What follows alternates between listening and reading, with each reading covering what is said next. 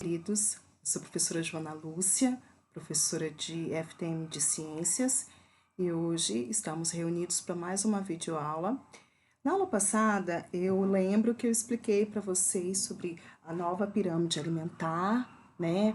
Os benefícios de convencer as crianças a experimentar novos sabores, né? Legumes, frutas, verduras. E na justificativa de quê? De crescer e obter um organismo saudável. Então, a criança precisa entender que ela precisa se alimentar de frutas, verduras, legumes, carnes, uma série de alimentos naturais e saudáveis para que o corpo dela funcione bem. E aí, nós vamos entender o que está por detrás da nutrição, né? O metabolismo. O que é o metabolismo? É a fisiologia plena e perfeita dos órgãos. Um sistema está na dependência do outro. Nós vimos que existem animais totalmente primitivos, como por exemplo as esponjas, né? O desenho do Bob Esponja é uma forma mais criativa e didática de falar das esponjas. As esponjas não têm sistema nenhum. E nós, mamíferos, somos considerados animais superiores porque temos uma intricada rede de órgãos e sistemas que funcionam interligados de forma relacionada um com o outro. Então, todo o alimento que eu como para quê? Para que a gente come? O aluno vai dizer, porque tem fome. E por que a gente tem fome? Né? A fome, ela é um sentimento, é um aviso que o seu cérebro produz para dizer que está na hora de mandar nutrientes, né, para o corpo, para que possa ser produzida energia para o funcionamento das células, dos tecidos e dos órgãos. Muito embora algumas pessoas tenham alguns distúrbios alimentares, né? A gente não vai entrar nesse mérito agora, mas existem aquelas pessoas que têm fome demais e aí podem desenvolver obesidade, e pessoas que sentem fome de menos e podem desenvolver certos distúrbios, como anorexia, pessoas que querem comer, comem e depois regurgitam, que é a bulimia, e assim por diante. Mas agora o nosso objetivo é entender esse sistema. O sistema digestório, também chamado de digestivo, né? Ele vai fazer a digestão. E o que é a digestão? É a quebra do alimento. Pensa você comeu uma banana. As células do seu corpo são muito pequenas. Se eu pegar uma agulha ou uma ponta de lapiseira e fizer um furo em um papel, ali dentro caberia cerca de 50 células, né? Então, as células são muito pequenas. Como fazer o nutriente entrar numa estrutura tão pequena? Logo, esse nutriente terá que sofrer também mudanças. Ele vai ter que ser processado, ele vai ter que ser quebrado. E é aí que entra a digestão. Então, o sistema digestivo, ele vai fazer a quebra dos alimentos, né? O sistema digestório, que agora é o nome mais recente, vai fazer a quebra dos alimentos a ponto de ser absorvido e cair na corrente sanguínea. O sangue, ele é um táxi para o nosso corpo. Ele é um fluido, um líquido que carrega os nutrientes, substâncias, anticorpos, tudo que você quer saber de alguém está no sangue, né? Querem saber se um jogador de futebol usou drogas, faz exame de sangue. O sangue, ele é formado, né? Daqui a pouco eu vou falar melhor sobre ele. Mas no sangue fica as substâncias que você utilizou, a comida que você comeu, o líquido que você bebeu. Alguns ficam por horas, como é o caso do álcool. Alguma substância fica até por 90 dias, dependendo de algumas drogas, como cocaína, entre outras drogas. E algumas ficam pro resto da vida, né? Se você teve catapora e curou-se, né, da catapora, você vai desenvolver anticorpos que ficarão ali pro resto da sua vida. Se porventura o vírus sofrer mutação, aí você pode ter a herpes zoster, que é uma uma doença ocasionada, né, pelo vírus da catapora que sofreu mutação dentro de você. Caso contrário, você não terá mais a catapora. Então, o sangue é o nosso registro, ele tem todas as nossas informações e é ele quem vai levar todos os nutrientes a todas as células do corpo, né? E para que o sangue faça isso, faça esse trabalho, é necessário que o sistema cardiovascular, ou seja, o coração, vá colaborar nesse propósito de impulsionar o sangue para ser limpo, ganhando oxigênio e liberando gás carbônico, e o sangue que é sujo, digamos assim, rico em gás carbônico, para liberar esse gás e voltar a ter maior quantidade de oxigênio. Então é isso que a gente vai entender, a relação entre a comida, a digestão, a absorção, a distribuição desses nutrientes e a produção de energia. Tudo isso precisa acontecer para eu produzir energia para os órgãos funcionarem. Ah, professora, entendo. Mas que tipo de energia é essa? Energia elétrica. Hã? Energia elétrica. Existem dentro de nós, os nossos neurônios funcionam por energia elétrica. É um mini volt, é uma baixa voltagem, mas é energia elétrica, né? Se fosse alta voltagem, você pegava a tomada, colocava no nariz ou na boca e a TV ia funcionar, né? Nós não temos tanta energia assim, mas é por corrente elétrica que o cérebro se comunica com o nosso corpo. Então, para eu levantar a mão, ó, eu levantei a mão direita. Primeiro eu pensei, eu fiz uma sinapse, né, dentro dos meus neurônios aqui do cérebro, que é uma corrente elétrica. Eles vão emitir uma corrente elétrica que vai passar para o nervo, do nervo vai passar para os neurônios motores, que vão dar choque no músculo, ele vai se contrair, vai puxar a mão, vai fazer o movimento. Então, tudo isso é muito rápido e tudo isso vai funcionar por meio de corrente elétrica. Se eu estou vendo e estou ouvindo, é porque a minha retina está absorvendo luz, essa luz vai ativar as células que vai transformar esse estímulo em corrente elétrica, que vai mandar para o meu cérebro para ele identificar se a imagem é conhecida ou não e dizer, né, buscar na memória para saber o que se trata. Se eu estou ouvindo, a mesma coisa, o som vai entrar no meu ouvido, vai me balançar a membrana do tímpano, que vai atingir os 3 ossos pequenininhos, que mais à frente eu falarei para vocês sobre eles, e vai atingir o nervo óptico, vai produzir corrente elétrica que vai chegar ao meu cérebro para identificar o som que eu estou ouvindo. Se é um cachorro, se é um fusca, se é alguém gritando, tudo isso eu consigo identificar por meio da corrente elétrica.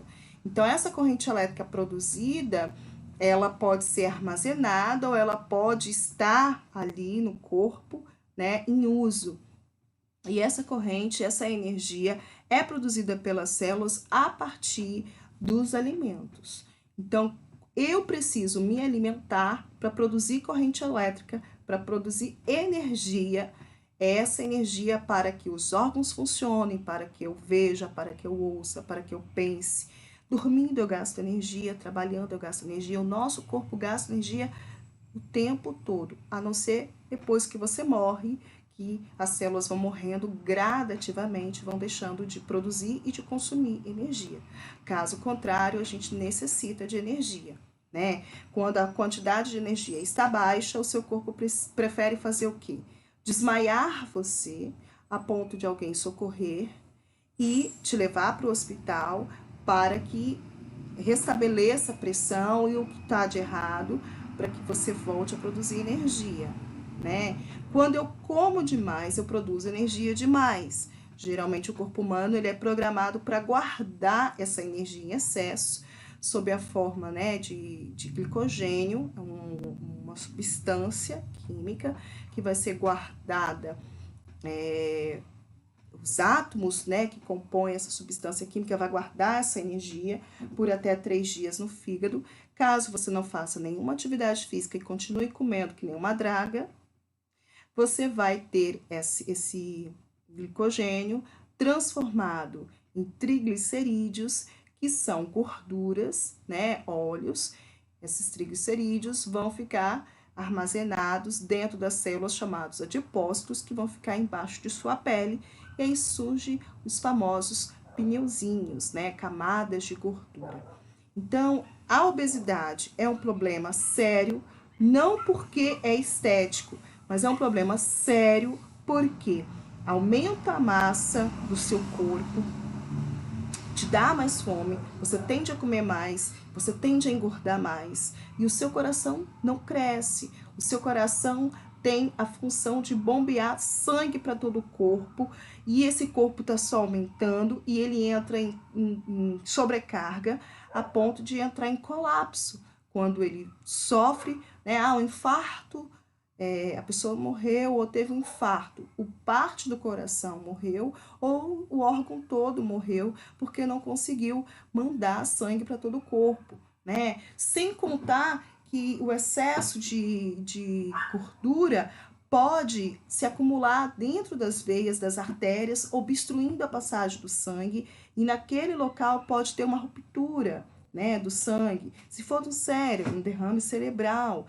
Então, por que eu estou falando tudo isso? Para vocês entenderem como é que é um pouco da nossa fisiologia humana. Eu não sou médica, né? Sou só bióloga, só tenho faculdade de ciências biológicas, mas a gente tem uma noção de mais ou menos como é que funciona para passar para o nosso aluno como que é, né, essa fisiologia e também para ele ter uma noção de que a vida saudável, ela é importante, né?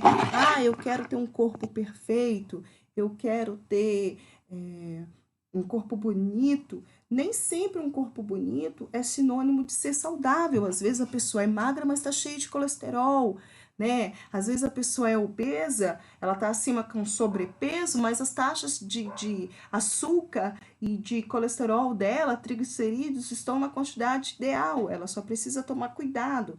Então, essas informações, nós, adultos, professores, pais, pedagogos, precisamos ter, até mesmo para ter uma vida saudável e também para auxiliar as crianças na compreensão dessa máquina chamada corpo humano, tá certo? Então, olha só, vamos lá, vamos entender, né? Eu comi arroz, feijão e carne, e verdura no almoço. Todos esses nutrientes, esses alimentos, vão sofrer a digestão, vão sofrer o papel de absorção, e aquilo que o meu corpo não digeriu ou não absorveu vai ser excretado, né, na forma de fezes pelo ânus. Uma prática de ensino bem legal é fazer com os alunos um texto, biscoito que eu comi. Quando eu, Jona, vou trabalhar esse conteúdo, eu faço essa prática. Uma amiga de ciências, Nívia Seidel, que me sugeriu, eu achei fantástica e faço sempre quando eu posso, tá? Você dá um biscoito para a criança, depois você pede para ela desenhar, se ela não domina a língua escrita, ou para ela escrever um texto explicando o caminho do biscoito que eu comi. Uma coisa certa, eles sabem e eles escrevem que vai entrar pela boca e vai sair pelo ânus. Mas até sair, eles falam uma série de coisas que você morre de rir, mas não ria na frente deles. Guarde, tá? Para servir de diagnóstico, para depois que eles aprenderem, eles veem o que eles sabiam, o que eles passaram a saber. Isso eu já trabalhei com vocês em sala, isso se chama ressignificar, onde o aluno percebe o que ele sabia que estava certo, aquilo que ele pensava que estava certo e não está, e passa a saber da maneira correta, tá certo? Então, vamos entender esse sistema aqui? Vamos lá? Então, vamos lá, focando aqui, como diz a minha vinheta, foca que é sucesso. A boca, pessoal, a boca, ela faz parte do sistema digestório, né? É a entrada do alimento, a entrada de ar, embora não seja correto respirar pela boca, porque você vai engolir poeira, ácaros e bactérias, mas a boca ela serve, além de falar, né, ela está envolvida no processo de digestão. Então, na boca, eu tenho meu início da digestão. Vai acontecer dois processos, a digestão química e a digestão mecânica ou física. O que é a mecânica ou a física? É os dentes que vão fazer a quebra, vão quebrar esse alimento. A língua, ela tem a função de movimentar o bolo, formar o bolo alimentar, que é a união da saliva com o alimento. Sem contar que a língua, ela tem as papilas gustativas, que são áreas em que ela consegue sentir o sabor, né? Então, eu tenho a região do amargo, do doce, do azedo, né?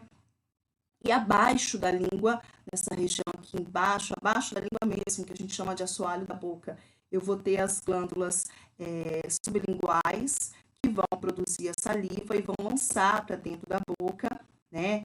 Eu vou ter, então, a glândula sublingual e aqui, nessa região, eu vou ter as outras glândulas que vão, as submandibulares, né? Submandíbula tá aqui. Então, submandibulares e embaixo da língua sublingual, elas vão produzir a saliva e vão jogar dentro da boca.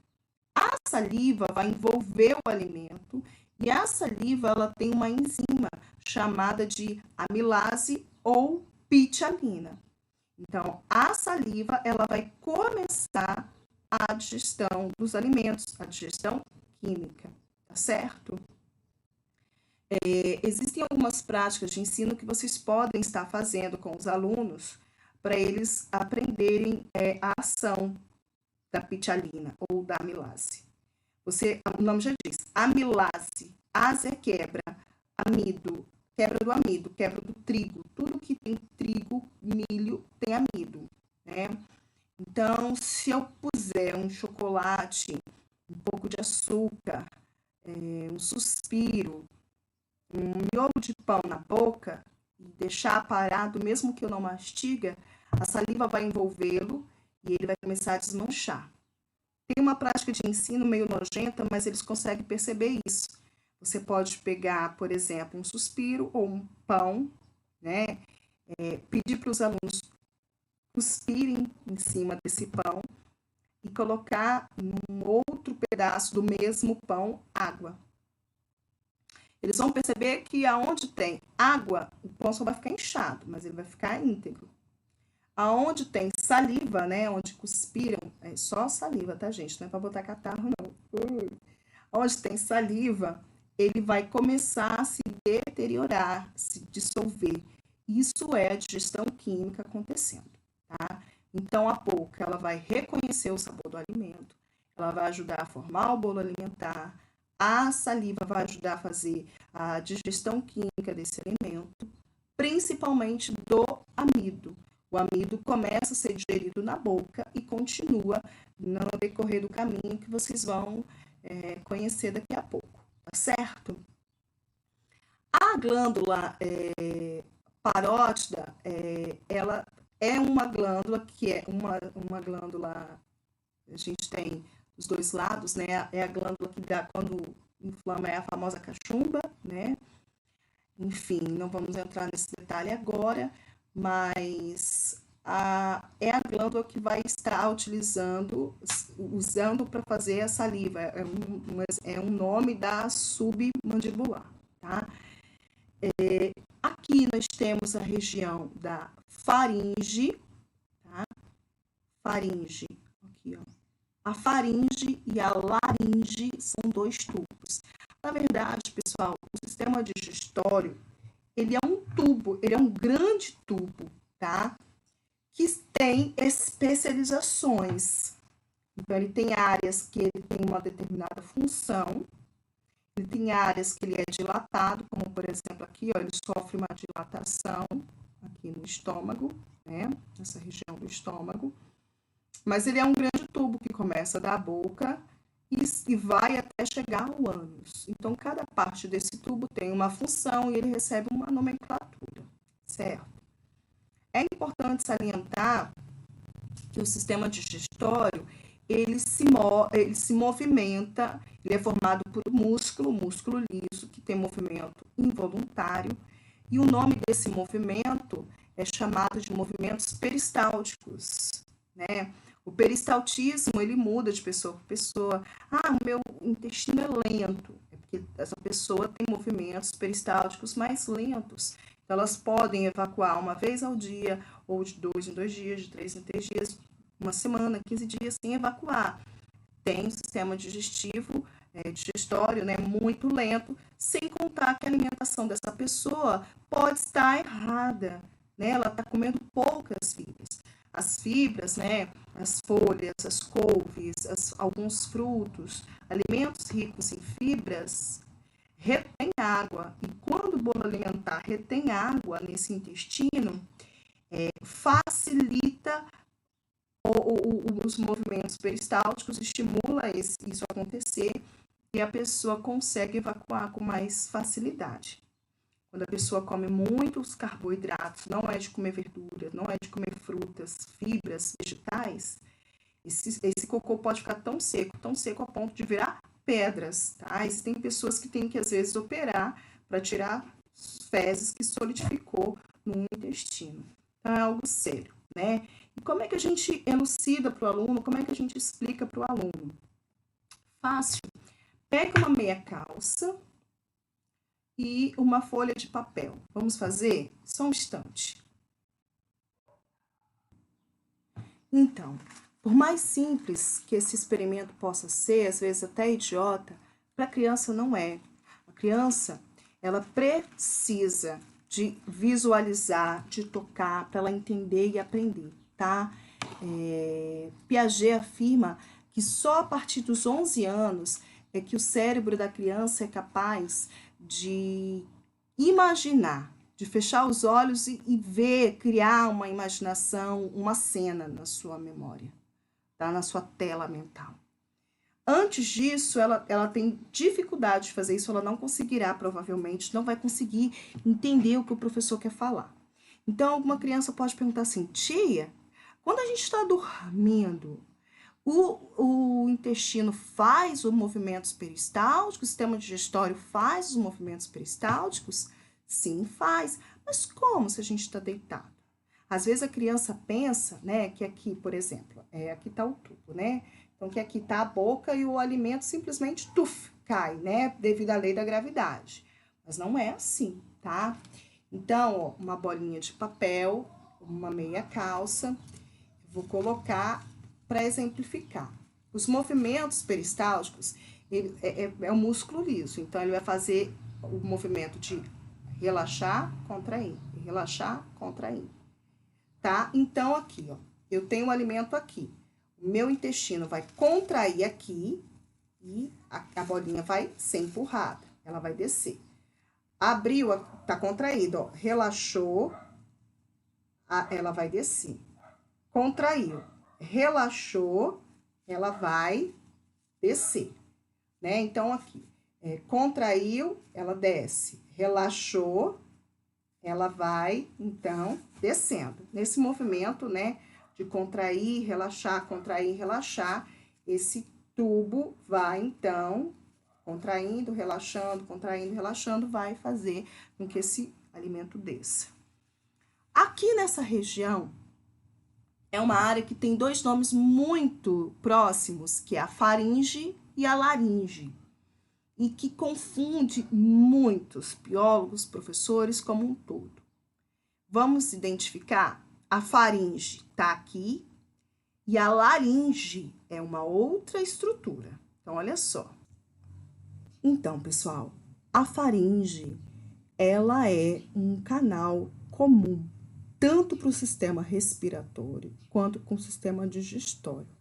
Então, pela faringe, essa abertura aqui, onde está a ponta da seta, pode passar alimento, pode passar ar. Nunca os dois ao mesmo tempo. Existe uma glândula chamada epiglote, que vai fechar a glote. É como que se fosse, por exemplo, os meus dois dedos aqui. Dois caminhos, esse vai para o sistema respiratório, esse vai para o sistema digestório. E eu tivesse um canal aqui, uma glândula, uma forma de fechar isso.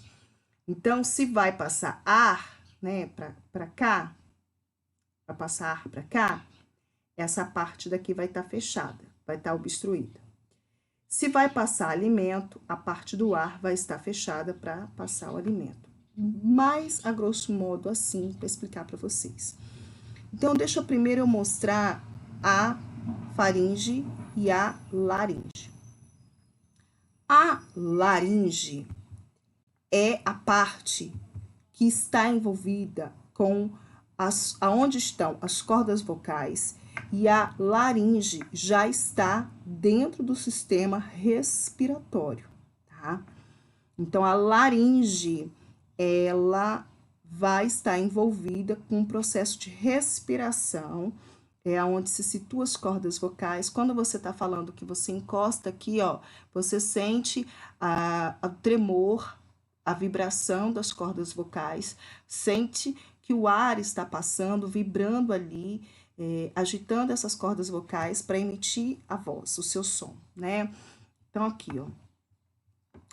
A faringe é essa parte mais acima, aonde vai passar alimento, ora vai passar ar.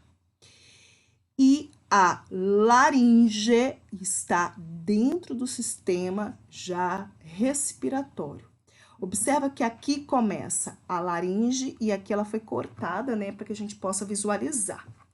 Então, aqui na ponta da seta eu tenho o princípio da laringe e aqui eu tenho o final da faringe. E eu vou ter essa glândula que é a epiglote, que vai tampar a abertura de uma e de outra, dependendo da situação. Então, por exemplo, eu vou engolir, eu vou deglutir. A epiglote vai tampar a entrada da laringe para que o alimento não caia nessa laringe e não chega à traqueia, porque da traqueia pode ir para os pulmões. Quando eu vou falar ou engolir o ar, né? Quando eu estou falando, a passagem que vai dar para o esôfago, né? A parte da faringe vai estar fechada para que eu possa falar. Então, quem faz esse fechamento é a epiglote, que vai tampar a entrada que se chama glote. É importante explicar porque pode, às vezes, causar confusão na mente dos alunos por serem nomes parecidos, né? Então, olha aqui, tem uma outra imagem que mostra como que acontece a deglutição. Vale a pena conhecer para saber como que eu consigo engolir, né, as coisas. Geralmente, pacientes que estão com problemas de deglutição, que estão no coma, né, induzido, ou estão na UTI, essa capacidade de deglutição fica comprometida. Então, quem vai alimentá-los tem que ter um cuidado muito grande. Geralmente, eles são alimentados pela sonda para não correr o risco da epiglote não se fechar perfeitamente e cair alimento no pulmão, né? Na traqueia, da traqueia chegar aos pulmões. Eu conheço uma senhora que foi atropelada ali na frente do HGL há muitos anos atrás, e ela trabalhava lá, inclusive, ficou internada. Quando ela estava se recuperando, ocorreu disso, de cair resquício de sopa na traqueia, e ela ficou muito mal e veio a óbito, né? Então, ela não morreu pelo acidente em si, mas ela morreu após o acidente devido à deglutição de alimento de forma errada que foi parar nas vias respiratórias. Então, quando eu vou engolir, né, deglutir alguma coisa, funciona assim.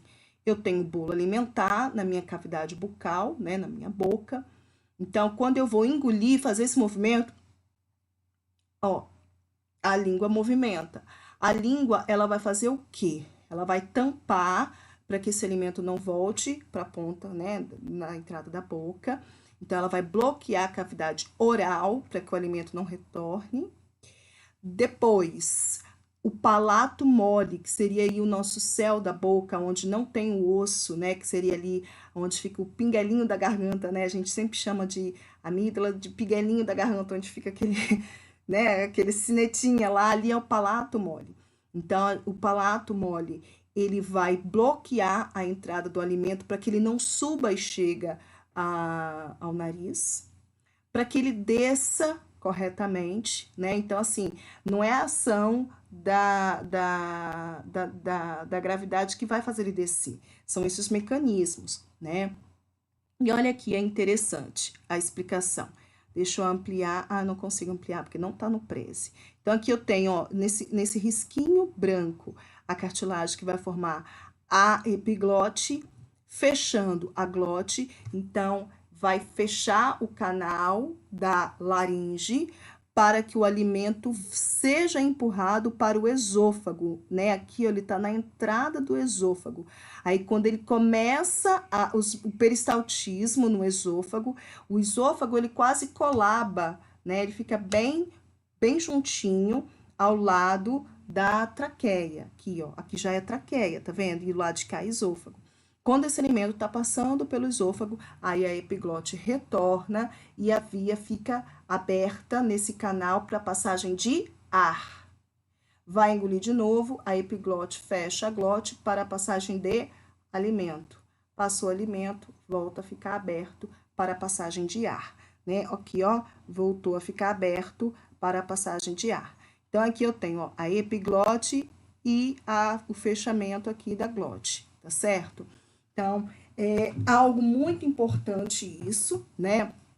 É importante dizer também que os bebês não têm isso bem desenvolvido, daí a importância de amamentar, colocar para cima, batendo nas costinhas, esperando esse leite descer direitinho, né? Para que ele não volte, não haja o refluxo e ele possa entrar leite nas vias respiratórias. Ah, o bebê morreu, ele morreu sufocado, ou tinha leite no pulmão. O que aconteceu?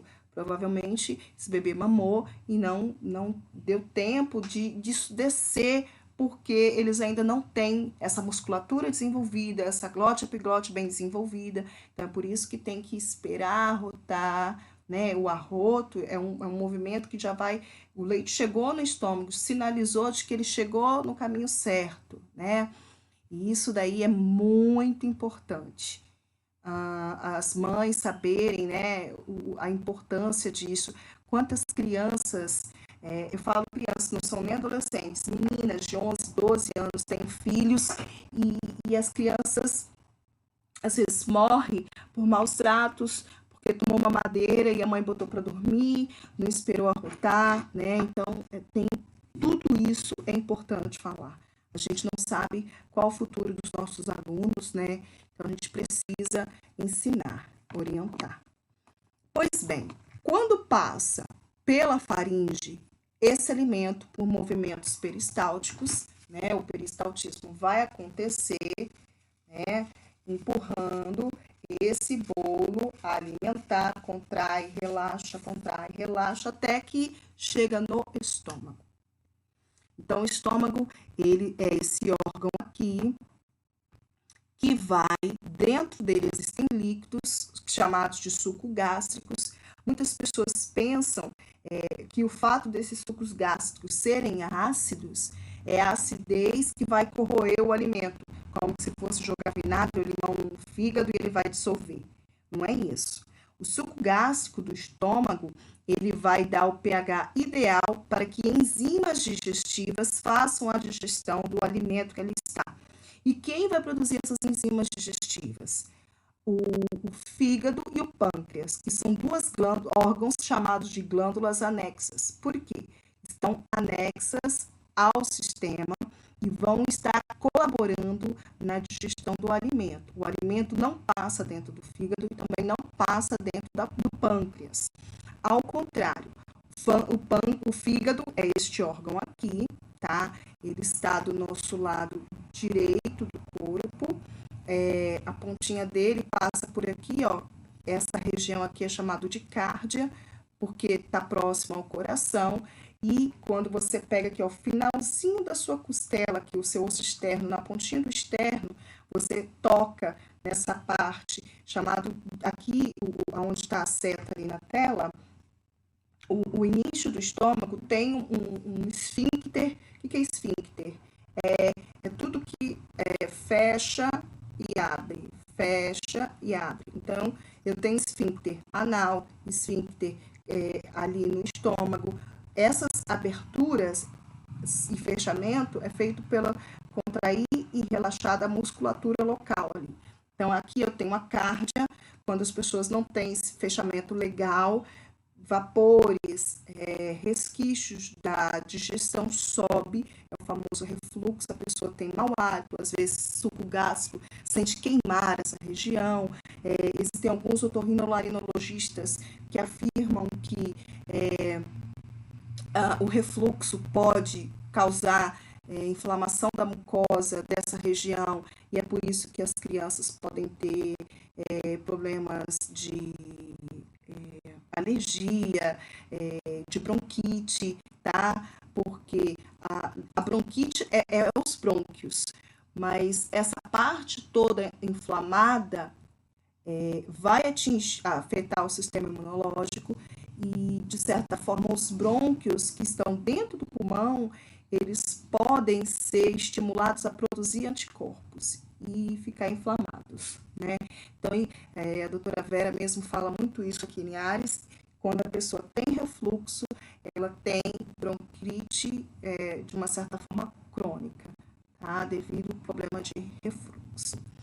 Enfim, então não são os ácidos do estômago que vai fazer essa digestão, e sim as enzimas. Existem várias enzimas. A amilase, ela é produzida pela saliva, mas aqui o pâncreas, ele é o quê? O pâncreas, ele é um órgão, né? Mas ele é uma verdadeira glândula exócrina e endócrina. O que é uma glândula? É um órgão capaz de existir uma glândula unicelular e pluricelular, como, por exemplo, esse órgão, o pâncreas. Então, ele vai produzir enzimas, substâncias químicas que vão fazer a digestão. O pâncreas também produz 2 hormônios. O glucagon, que é o hormônio da fome, que começa a roncar a sua barriga, fala assim, tô com uma fome, roncando, doendo, para te dizer que está na hora de comer. E a insulina, que é o hormônio após a fome, depois que você comeu, a insulina vai banhar as células para fazer com que o açúcar e derivados de açúcar, né, tudo que tem ose, maltose, frutose, amido, ou a glicose, tudo que tem ose é açúcar. Para que todos esses açúcares entrem na célula, faça a digestão intracelular, né, que a gente chama de respiração celular, é necessário a insulina permear a membrana plasmática das células. Então, o pâncreas, ele é importantíssimo por produzir insulina, por produzir glucagon, por produzir enzimas digestivas. A gente tem a lipase, que digere lipídio, a gente tem a amilase, que digere amido, a gente tem também a protease, que vai digerir as proteínas, tá? O fígado, ele é um órgão que também colabora na digestão, porque ele tem várias funções no organismo. O nosso fígado, ele é o desintoxicador. Ele vai converter substâncias tóxicas em substâncias mais inofensivas para serem eliminadas do corpo. Mas o fígado, ele tem um papel dentro da digestão de produzir o detergente biológico, de fazer com que o óleo dos alimentos se misture com a água, tornando uma substância homogênea para ser digerido pelas enzimas digestivas. Então, a gente tem uma bolsinha chamada vesícula biliar. Essa vesícula biliar vai produzir a bile, entre outras coisas, né? Além de dar cor às fezes, a bile também está envolvida na emulsificação dos lipídios, ou seja, ela vai misturar lipídio com água a ponto de sofrer a ação da enzima lipase. Então, o fígado também produz lipase, mas principalmente o pâncreas vai produzir. Esses 2 órgãos produzem as enzimas e tem um canal que joga dentro do sistema digestório. Tá? Então, você tem recapitulando, da boca, esse alimento vai seguir pela faringe, vai passar pelo esôfago, vai chegar ao estômago. Lá dentro do estômago vai virar uma verdadeira lavagem, né? Esse bolo alimentar chamado de quimo, e vai sofrer as substâncias desse alimento, vai sofrer a ação das enzimas digestivas, a ponto dele ficar bem pequeno. E aí, no final do estômago, é no estômago também que começa a acontecer a digestão das proteínas, tá? Mas aonde termina mesmo a digestão é o final do estômago, o início do intestino delgado, essa parte aqui chamada duodeno. Aqui no duodeno tudo vai ser terminado de ser digerido. Então, entre o estômago e o duodeno, eu vou terminar de digerir proteína, carboidrato, né, que é açúcares e lipídios.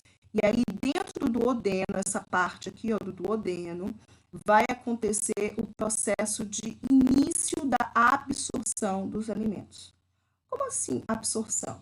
Absorção é a entrada do nutriente dentro da célula.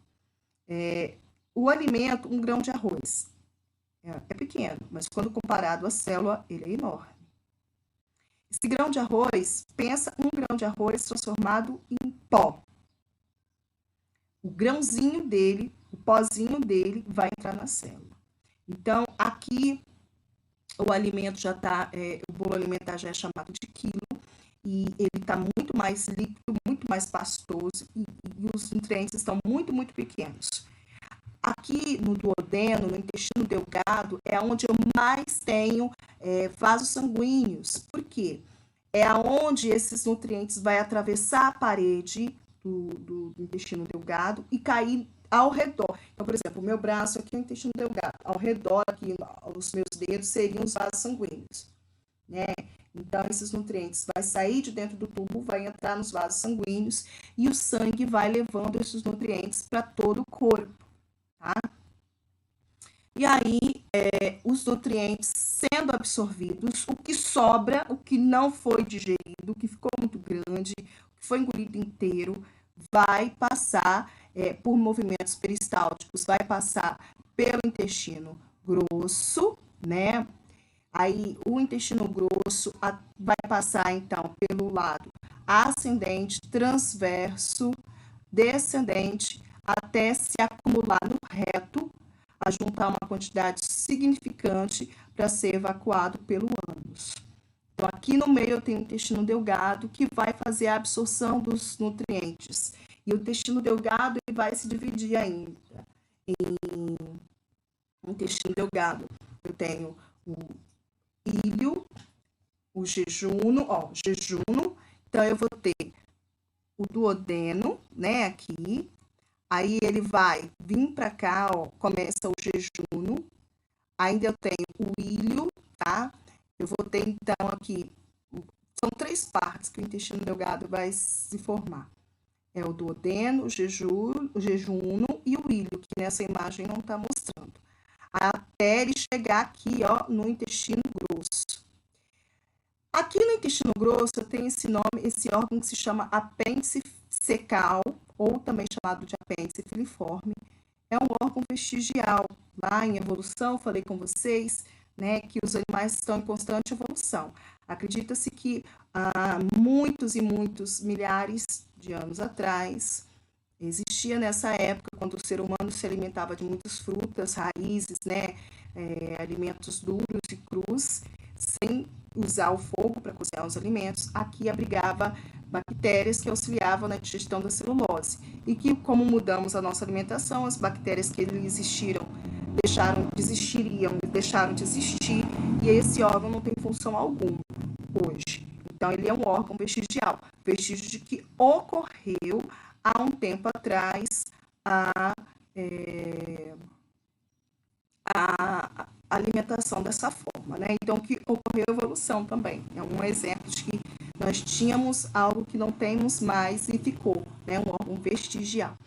Pois bem, então, o alimento, né? O resto de alimento do bolo alimentar que não foi absorvido, que não foi digerido, vai sair pelo ânus.